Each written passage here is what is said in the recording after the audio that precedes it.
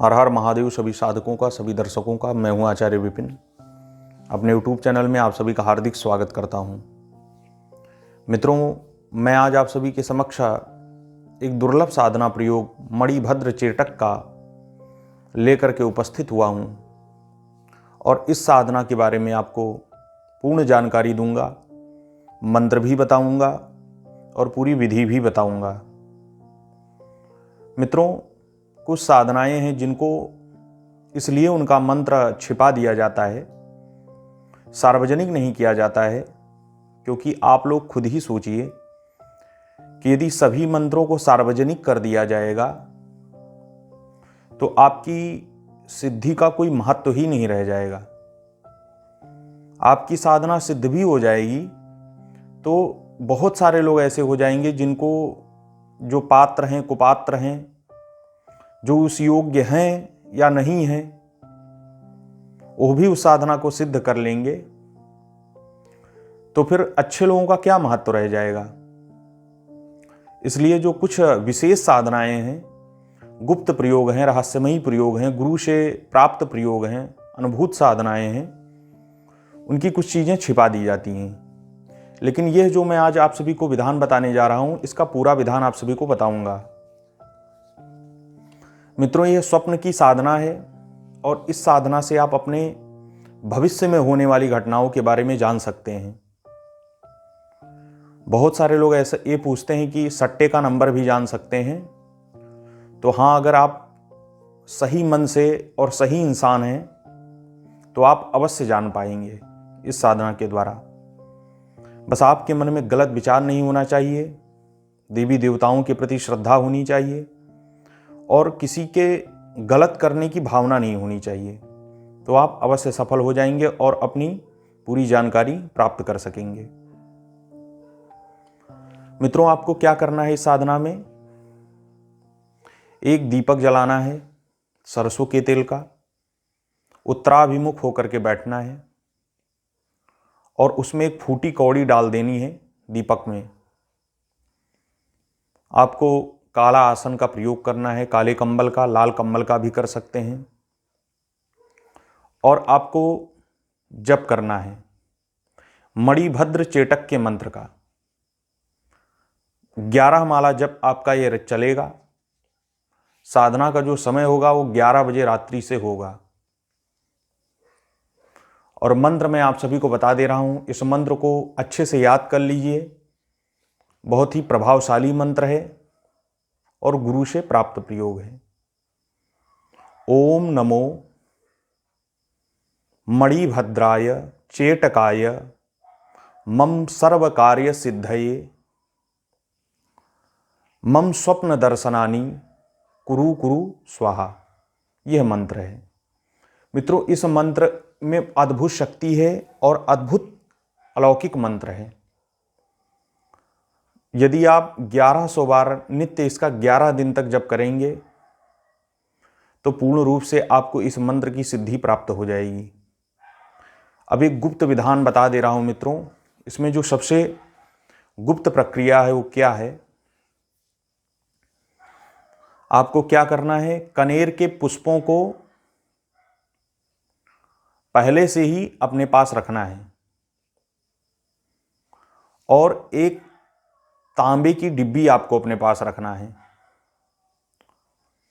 और जब आपका 1100 बार जब मंत्र जब पूरा हो जाए, 11 माला आपका जब पूरा हो जाए, उसके बाद आप उन कनेर के पुष्पों के ऊपर इस मंत्र से उन कनेर के पुष्पों को अभिमंत्रित कर लीजिए। 108 बार बोल करके बोलते जाइए और फूंक मारते जाइए। आपको ऐसे बोलना है, ओम नमो मणिभद्राय चेटकाय मम सर्व कार्य सिद्धये स्वप्न दर्शनानि कुरु कुरु स्वाहा।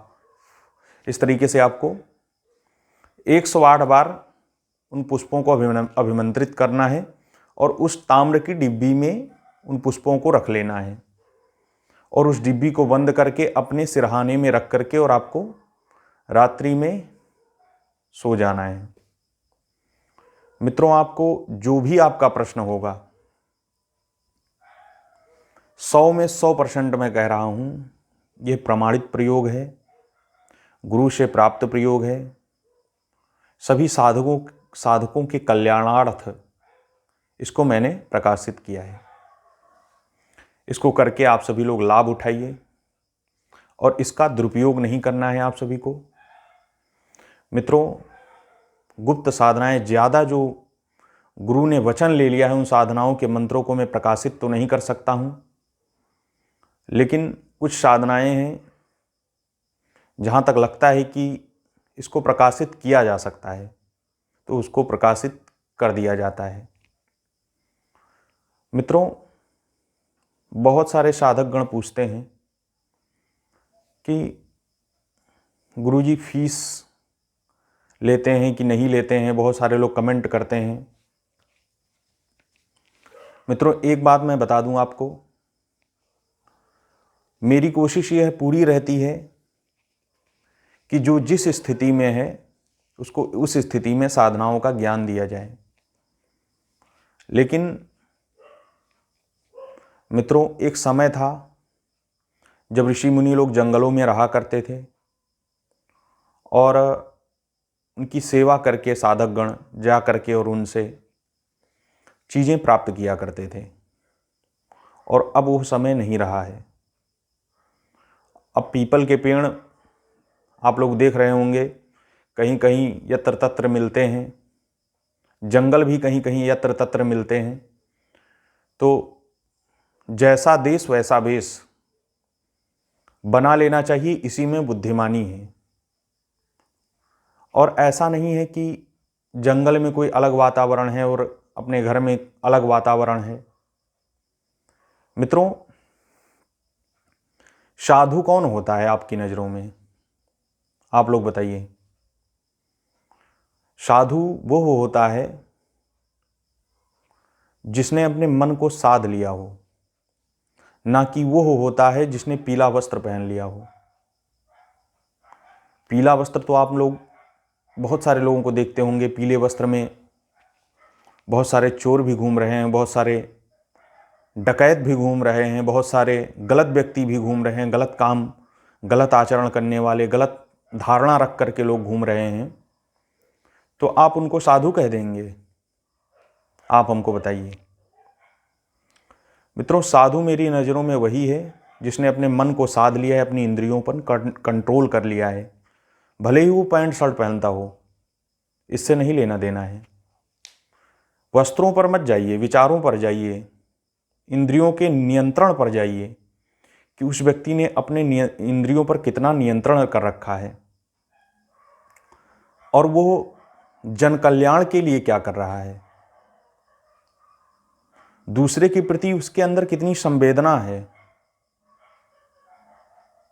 बहुत सारे ऐसे लोग बैठे हुए हैं घाघ, जो सब कुछ हजम कर जाते हैं और डकार भी नहीं लेते हैं। तो ऐसे लोगों से सावधान रहिए। कहने का तात्पर्य यह है कि व्यक्ति के व्यक्तित्व पर जाइए, उसके उसने कितना इंद्रियों को अपने संयम में रखा है, उसका आचरण क्या है, उसका ज्ञान क्या है, यह देखिए, यह परखने की कोशिश करिए। ना कि आप वस्त्रों पर चले जाइए कि कोई भी पीले वस्त्र पहन लिया, कैसा भी व्यक्ति, आतंकवादी लोग भी पीले वस्त्र पहन करके घूम रहे हैं। तो सभी से सावधान रहना चाहिए। मित्रों, इस साधना को करके आप लोग लाभ प्राप्त करिए।